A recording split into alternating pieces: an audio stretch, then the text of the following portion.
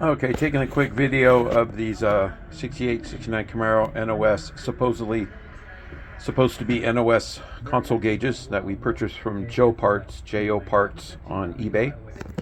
And what we received was a piecemealed together console gauge kit with aftermarket parts.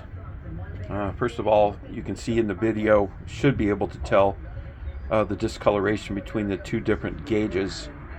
The top left and the bottom right, which are the battery and oil gauges, are aftermarket licensed style gauges, where the right top and bottom left, which are the temp and fuel gauges, are original GM.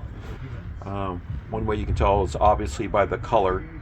You can see that the original ones have a deeper silver than the aftermarket.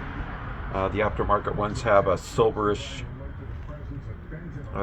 rivet, where the originals have the darker, older metal looking rivet, as well as the needles. The way they're held on are different. Difference in the needles, as you can see the difference, but the main difference, especially if you're doing NOS restoration, which these were purchased for, original gauges always say AC made in and then the part number.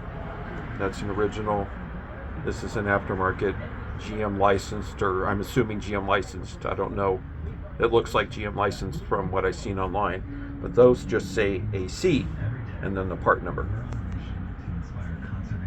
AC and a part number, which is aftermarket reproduction, an original GM, AC made in. So obviously this is not an NOS new kit. This was piecemealed together. I can't tell by the base. The base color looks correct. It may be GM.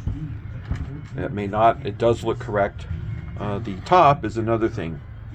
The top, which looks GM from the top, when you turn it over, it's definitely not. And it's got the stamp of Classic Headquarters, which sells reproduction old school parts, Camaro parts, all kinds of different parts.